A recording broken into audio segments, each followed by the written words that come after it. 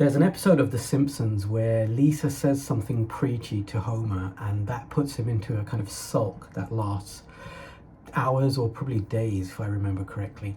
And then he was in this state where he just couldn't stop ruminating. He was just like, oh, stupid kids telling me what to do. And he was like that for hours and hours and days and days. Now, we've all been there. We've all done that. One time, my boss at work did something really stupid. And then over the whole weekend, I was like, who does he think he is? Such an idiot. I'm so much better than him. Why is he getting paid more than me? All of that stuff. We've all been there. We've all done that. When your mind is just going on and on and on. Now, that's an extreme kind of example. But then there's the more ordinary kind where, for example, you can't get to sleep because your mind is just going on and on and on. So that is an example of the mind racing and moving. Now let's consider the body. The body is supposed to move, but because of this modern life we live, office jobs, working from home, we're stuck in front of a screen usually, whether we're trying to work or interact with other people. It seems that we have to be attached to a screen nowadays. And what that's doing is it's putting us in a state where the body isn't moving and the body is supposed to move. So now we're in a situation where our bodies are still when they're supposed to be moving, and our minds are racing ahead. Our minds are constantly moving, even though they're supposed to be still. So this is something I've realized, which is probably the most health principle you can take away, which is just a few words, which is keep your body moving and keep your mind still.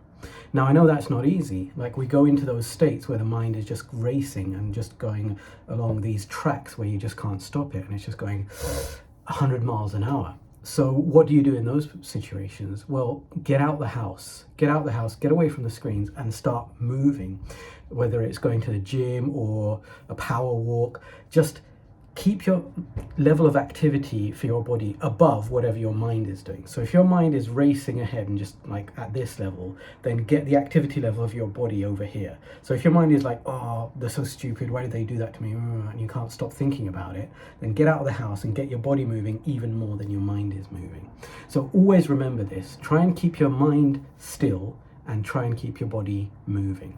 And when you can't keep your mind still, when your mind is just racing away and there's nothing you can do about it, well, there is something you can do about your body. You can make your body move more than your mind is moving.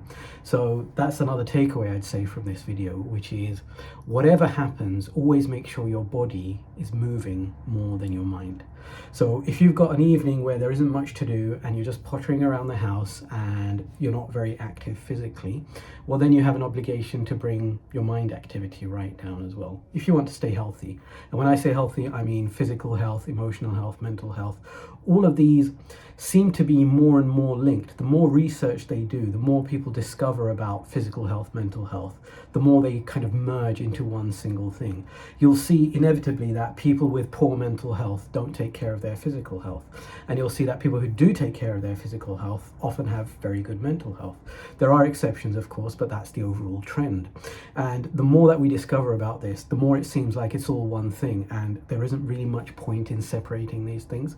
There really is no such thing as good mental health practice that does not involve good physical health practice.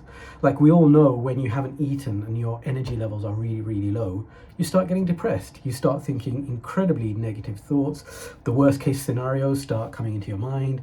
The devil gets free rein and can just download all of his negative thoughts and fears into your brain. And then once you've got your energy levels up, once you've had a good dose of carbs, whole food carbs, hopefully, and not processed carbs, which eventually you get to a point where your body just starts saying no to things like white bread. I know I can't eat white bread anymore. My body just doesn't like it. But a good dose of healthy carbs, healthy energy, and before you know it, you're in a good mood again. And it's strange how it's that simple. So all of those thoughts that you thought were real were actually just because of energy. So how many problems that we see these days are labeled as chemical problems, mental health problems, where they'll give you a chemical and say, oh, well, you know, you've got an imbalance in the brain.